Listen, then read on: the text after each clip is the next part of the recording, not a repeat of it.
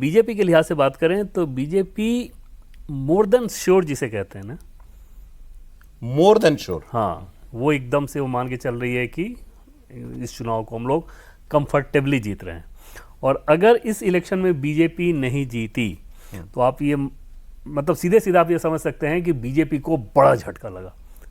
मतलब जिससे कॉन्फिडेंस बहुत ज्यादा हो, अगर आपको आपका ग्राउंड फीडबैक बहुत अच्छा हो, 2024 के लोकसभा से भी बड़ा, उससे ज्यादा बड़ा, उससे मतलब 2024 के लोकसभा में बाद में थोड़ा एहसास होने लगा था कि बैकफायर ना कर जाए, हमने जो एक हाई स्टैंडर्ड कर दिया है।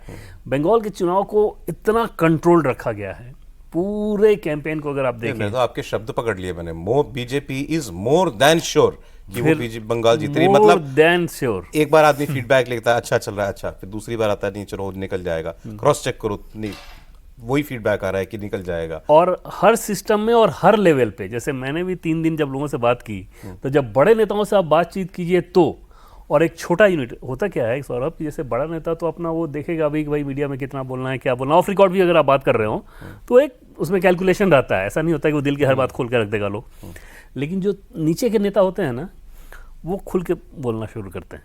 जैसे पिछले विधानसभा चुनाव में होता था कि इधर से बीजेपी 200 का दावा करती थी और बाकी उन नेताओं से पूछे कैसा लग रहा है, जो ग्राउंड पे लगे हुए हैं, नहीं ठीक नहीं है, अच्छा 70-80 तक जाएंगे हम लोग, ये होता था पिछली बार। हाँ, फिर मैं कहता भी था कि क्या आपने बताया क्या वहाँ पे जाके, अरे डांट खाना है क्या कि जाके हम लोग वहाँ पे बताएं। तो क्योंकि जो एकदम से ग्राउंड पे रहता है उसको समझ में आता है। इस बार के चुनाव में सौरभ किसी भी यूनिट पे मुझे बीजेपी का कोई नहीं मिला जो ये कह रहा हो कि टफ फाइट है, नहीं आ पाएंगे, हाँ मुश्किल है। वो एकदम से छूटते ही कह रहे हैं कि नहीं नहीं एकदम आ रहा है। ये तो मुझे पूछने की जरूरत नहीं कि भाई, इसमें एक चीज और मजेदार बात बताऊं कि उसमें 7 से 8 जिले ऐसे होंगे जिसमें टीएमसी का खाता भी नहीं खुलेगा, ये बीजेपी मान के चल रही है।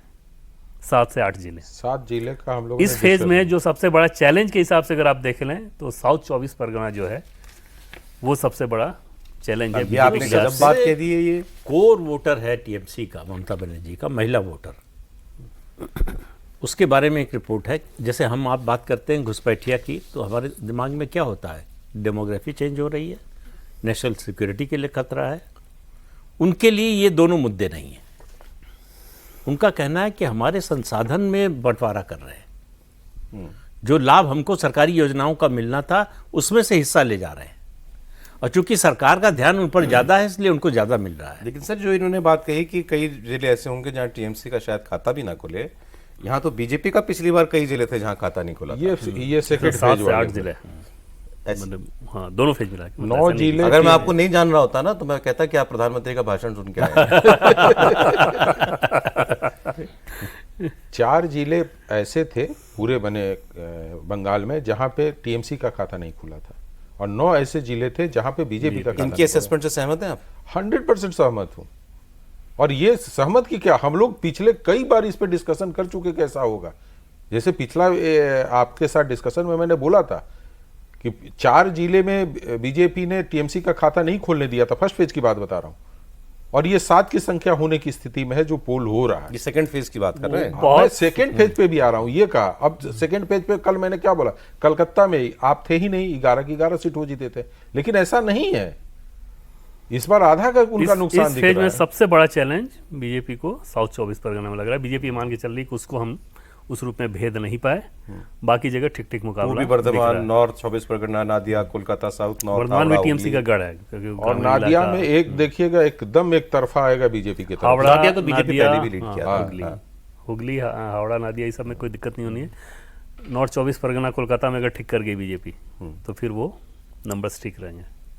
सर ये कितना बड़ा लम्हा होगा ये, अगर 4 तारीख को वही होगा जो मनोज जी आप और ये कह रहे हैं? इसका इम्पैक्ट बहुत बड़ा होगा।